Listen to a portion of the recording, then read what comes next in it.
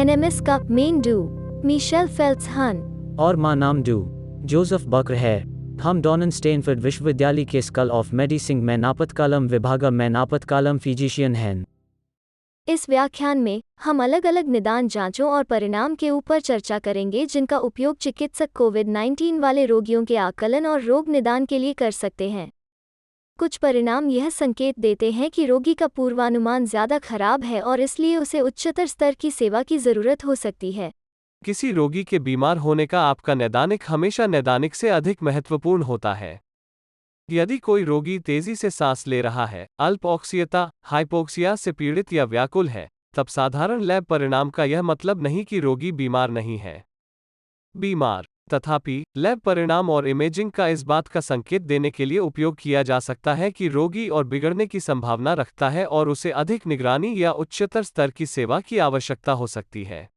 Acute सार्स-कोव-2 संक्रमण या कोविड-19 रोग के निदान के लिए प्राथमिक परीक्षण एक नासोफिरिंजियल स्वैब का पीसीआर है। पीसीआर का उद्देश्य वायरस की वास्तविक आनुवंशिक सामग्री की पहचान करना है। परीक्षण की प्रभावशीलता इस पर निर्भर करती है। एक पर्याप्त नमूने के संग्रह में एक और परीक्षण होता है जिसे न्यूक्लिक एसिड एम्प्लीफिकेशन टेस्ट या नाट कहा जाता है। नाट परीक्षण भी वायरस से आनुवंशिक सामग्री की तलाश कर रहा है, लेकिन यह अधिक आसानी से किया जाता है और पीसीआर परीक्षण की तुलना में अधिक तेजी से परिणाम देता है। नासोफिरिंजियल स्वैब प्राप्त करते समय स्वाब को नासिका से कान के बाहरी उद्घाटन तक की दूरी के बराबर गहराई तक पहुंचना चाहिए। तालू के समानांतर स्वाब डालें जब तक कि प्रतिरोध का सामना न हो जाए या आप उचित गहराई तक न पहुंच जाएं। स्वैब को 10 सेकंड तक के लिए छोड़ दें, फिर स्वाब को घुमाएं और हटा दें। यदि स्वाब उस नथुने पर उचित गहराई तक नहीं जा पाता है तो दूसरे नथुने से नमूना प्राप्त करने के लिए उसी स्वाब का उपयोग करें। एक और साधारण प्रकार का स्वाब मुखग्रसनीय स्वाब होता है। इस स्वाब को लेते वक्त टॉन्सिल और पिछले ओरोफ्रिनेक्स को कई सेकंड तक जोर से रगड़ें। अंत में, कुछ परीक्षण एक लार के नमूने का उपयोग करते हैं जो एक स्वाब या थूक के नमूने के माध्यम से प्राप्त किया जा सकता है। नमूनों को लगातार लेना जरूरी है, हर रोगी में उसी तरीके के साथ जो उस विशेष जांच के निर्देशन से मिलता है। कुछ परीक्षण कम संवेदनशीलता दर की रिपोर्ट करते हैं। इस प्रकार, यदि कोई रोगी जिसे कोविड-19 होने का अत्यधिक संदेह है, परीक्षण नकारात्मक कोविड-9 से इनकार करने और उस रोगी को अलगाव से निकालने से पहले पुनः परीक्षण आवश्यक हो सकता है। हालांकि, ये परीक्षण आमतौर पर बहुत विशिष्ट होते हैं। यदि कोई परीक्षण सकारात्मक है, तो अधिकांश समय इस पर भरोसा किया जा सकता है। गंभीर निमोनिया के रोगियों में कम श्वसन नमूने अधिक विश्वसनीय रूप से वायरस का पता लगा सकते हैं। ये परीक्षण आनुवंशिक सामग्री की उपस्थिति का संकेत देते हैं, जरूरी नहीं कि वे इंगित करें। संक्रामक वायरस कणों और रोगियों की उपस्थिति कोविड-19 से ठीक होने के बाद हफ्तों तक सकारात्मक परीक्षण करना जारी रख सकती है। क्लिनिकल रिकवरी और आइसोलेशन प्रोटोकॉल के पूरा होने के बाद पॉजिटिव टेस्ट जरूरी नहीं कि ट्रांसमिसिबिलिटी का संकेत दे। ऐसी जांच भी हैं जो सार्स-कोव-2 वायरस में पाए जाने वाले प्रोटीन की खोज करती हैं। इन जांचों को एंटीजन जांच कहते हैं। इस जांच के कई अलग प्रारूप हैं। ये परीक्षण उनके अनुसार व्यापक रूप से भिन्न होते हैं। संवेदनशीलता और विशिष्टता। हालांकि, इन परीक्षणों का एक फायदा यह है कि वे बहुत तेज़ और अधिक आसानी से निष्पादित होते हैं और अतिरिक्त प्रयोगशाला की आवश्यकता नहीं होती है। प्रशिक्षण या तकनीक। एक परीक्षण का उपयोग करते समय यह जानना अविश्वसनीय रूप से महत्वपूर्ण है कि आपके पास कौन से परीक्षण हैं और साथ ही इसकी परीक्षण विशेषताएं भी हैं। लार या रक्त का एंटीबॉडी परीक्षण किया जा सकता है और एंटीबॉडी की उपस्थिति इंगित करती है वायरस के साथ पूर्व संक्रमण। ये परख आईजीजी या आईजीएम एंटीबॉडी के लिए परीक्षण कर सकते हैं। ये दोनों संक्रमण के 7 से 14 दिनों के बाद दिखाई देते हैं। हालांकि आईजीएम एंटीबॉडी संक्रमण के 7 सप्ताह बाद गायब हो जाते हैं, जबकि आईजीजी एंटीबॉडी कई महीनों तक रह सकते हैं। कोविड-19 टीका लगने के बाद भी प्रतिरक्षी प्रकट होते हैं। ये आम नहीं है, लेकिन पूर्व कोविड संक्रमण या टीकाकरण के बाद कोरोनावायरस से संक्रमित होना संभव है। इन मामलों में लक्षण आमतौर पर हल्के होते हैं।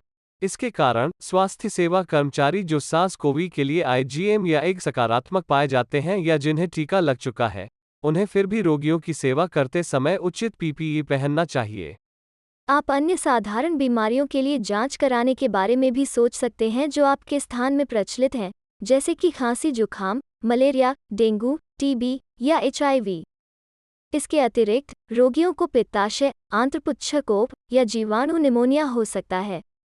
यदि आपने महामारी से पहले उन निदानों पर विचार किया होता तो आपको अभी भी उन पर विचार करना चाहिए और अपने रोगी का उचित नैदानिक और इमेजिंग प्राप्त करना चाहिए। रक्त गैस परिणाम का विवेचन कर सकना चिकित्सा का महत्वपूर्ण हिस्सा है। यह स्लाइड एक उपयोगी उपकरण का प्रतिनिधित्व करती है। रोगियों में एसिड बेस असामान्यताओं की व्याख्या करते हुए हम इस बिंदु पर रक्त गैस मूल्यांकन के तत्वों पर चर्चा करते हुए अधिक गहराई में नहीं जाएंगे। कोविड-19 रोगियों में रक्त गैस की असामान्यता सबसे अधिक देखी जाने वाली हाइपोक्सीमिया है। इसके अतिरिक्त मरीज सदमे से मेटाबॉलिक एसिडोसिस का सबूत भी दिखा सकते हैं। यह अक्सर एक ऊंचा लैक्टिक एसिड स्तर से जुड़ा होता है। खराब ऊतक छिड़काव के संकेतक के रूप में रोगी के पुनर्जीवन का मूल्यांकन करने के लिए इस स्तर को समय के साथ ट्रेन किया जा सकता है। हालांकि, यदि किसी रोगी में उच्च कार्बन डाइऑक्साइड का स्तर पाया जाता है, तो एक अन्य स्पष्टीकरण पर विचार किया जाना चाहिए क्योंकि यह अकेले कोविड-19 के लिए विशिष्ट नहीं है। इसके अतिरिक्त, याद रखें कि एक सामान्य pH लेकिन एक असामान्य कार्बन डाइऑक्साइड स्तर या बाइकार्बोनेट स्तर इंगित करता है कि मरीज को एक क्षतिपूरित या मिश्रित अम्ल क्षार विकार है जिसका और अधिक आंकने की आवश्यकता है। कई लैब परीक्षणों को कोविड-19 संक्रमण के खराब पूर्वानुमान से संबद्ध किया गया है। हालांकि कई साहित्यिक सामग्री में बताए गए परीक्षणों में से अधिकतर छोटे अस्पतालों या सीमित संसाधनों वाले स्थलों में शायद उपलब्ध न हो। आपको जो कुछ भी उपलब्ध है उसका उपयोग करें। यदि किसी परीक्षण के परिणाम आने में कई दिन लगते हैं तो पूर्वानुमान के लिए यह चिकित्सकीय रूप से उपयोगी नहीं होगा। पहचाने जाने वाले सबसे पहले संकेतों में लिम्फोपिनिया या लिम्फोसाइट संख्या थी। यदि आपके पास अंतरीय के साथ संपूर्ण रुधिर गणना करने की क्षमता है, तो आप इस असामान्यता को पहचान सकेंगे। इसके अतिरिक्त, खराब पूर्वानुमान को सूजन के उन संकेतों से संबद्ध किया गया है जो बहुत बड़े हुए होते हैं, जैसे कि कोविड-19 के 85% मरीजों में सी रिएक्टिव प्रोटीन और फेरिटिन ESR बढ़ा हुआ होता है। इसी तरह कोविड-19 के मरीजों में थक्के के विकार होने की प्रबल प्रवृत्ति प्रतीत होती है। यह अक्सर अनुपयुक्त थक्का का गठन और स्ट्रोक या मायोकार्डियल इन्फॉक्शन जैसी जटिलताओं की ओर ले जाता है। डी-डिमर और फाइब्रिनोजन जैसे प्रयोगशाला अध्ययन कोविड-19 के मरीजों में बदतर परिणामों की भविष्यवाणी कर रहे हैं।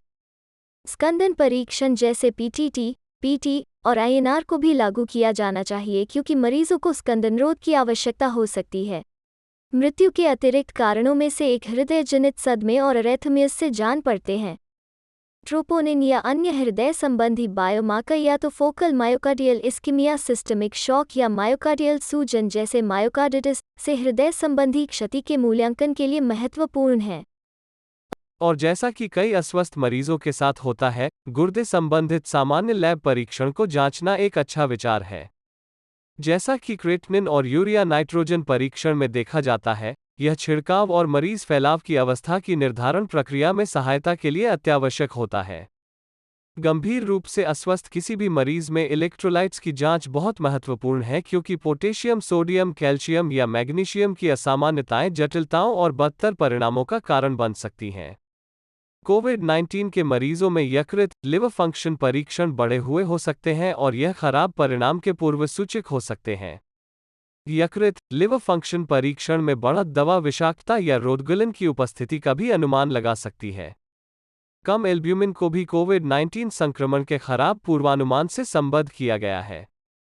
सभी स्त्रियां जो प्रसव योग्य उम्र की हैं उनको गर्भावस्था परीक्षण की जांच करवानी चाहिए क्योंकि यह दवा या इमेजिंग विकल्पों को प्रभावित कर सकता है और गर्भावस्था को कोविड-19 से मृत्यु दर में वृद्धि के साथ जोड़ा गया है। प्रारंभिक कोविड-19 में ECG प्रायः ACCG जैसा या मरीज के पूर्व ECG के समान दिखता है। संभव है कि मायोकार्डिटिस से संबंधित मायोकार्डियल सूजन कोई भी सार्थक ECG निष्कर्ष न दिखाए लेकिन फिर भी कुछ सार्थक उत्पन्न कर सकती है। ECG निष्कर्ष ट्रोपोनिन या अन्य हृदय संबंधी संकेत के अभाव में मृत्यु दर मायोकार्डिटिस के मामलों में प्रायः बड़ी होती है। ईसीजी विकल्पतः फोकल इस्कीमिया से संबंधित किसी विशेष चक्रीय धमनी में रुकाव या अंतराल में बदलाव जैसे क्यूटीसी दीर्घीकरण के लक्षण दिखा सकता है। चूंकि कोविड-19 से कुछ मौतें हृदय जनित सदमे और अरेथमिया से संबंधित पाई गई हैं, यदि संभव हो तो अस्वस्थ मरीजों को कार्डियक मॉनिटर पर रखना आवश्यक है। इनमें से कई लैब परीक्षण विभिन्न जोखिम को आकलन विकसित करने के लिए प्राणाधार संकेतों और भूतपूर्व चिकित्सीय इतिहास के संयोजन में प्रयोग किए गए हैं। अभी तक सबसे अच्छा प्रदर्शित जोखिम को आकलन 4C स्कोर है। 4C स्कोर कोविड-19 के मरीजों में मृत्यु दर का अनुमान लगाने में सहायता कर सकता है और आसानी से गणनीय व ऑनलाइन उपलब्ध है। इसे बन या क्रेटनिन और CRP की जरूरत होती है। सिर्फ किसी एक जोखिम कैलकुलेटर पर निर्भर न हो और हमेशा इनका उपयोग अपने रोग विषयक आकलन के संयोजन में करें। सारांश में, आपके संस्थान में प्रयोग किए जाने वाले कोविड परीक्षण को करने के तरीके और उसकी विशेषताएं को समझें। वे लैब परीक्षण प्राप्त करने की कोशिश करें जो साधारणतः असामान्य होते हैं और कोविड-19 के सबसे खराब परिणामों की भविष्यवाणी करते हैं। मरीज के अस्वस्थ होने का आपका रोग विषयक आकलन हमेशा किसी निदानकारी परीक्षण से अधिक महत्वपूर्ण होता है। पहले मरीज को स्थिर करने पर ध्यान दें। प्रारंभ में सटीक रोग निदान कम आवश्यक होता है। प्रारंभिक परीक्षण को जान को जोखिम में डालने वाली लेकिन चिकित्सा के योग्य समस्याओं के आकलन पर केंद्रित करें। याद रखें कि एक महामारी में कई लोगों को कोविड-19 हो सकता है, लेकिन उन्हें अन्य चिकित्सीय समस्याएं भी हो सकती हैं जिन्हें खास उपचार की जरूरत होती है। ध्यान में रखें कि मरीजों को कोविड-19 होने के साथ साथ अन्य रोग भी हो सकते हैं जैसे कि मलेरिया, जीवाणु निमोनिया अथवा अपेंडिसाइटिस। इससे यह प्रस्तुति समाप्त होती है। आप सभी को आपके समय और ध्यान के लिए धन्यवाद।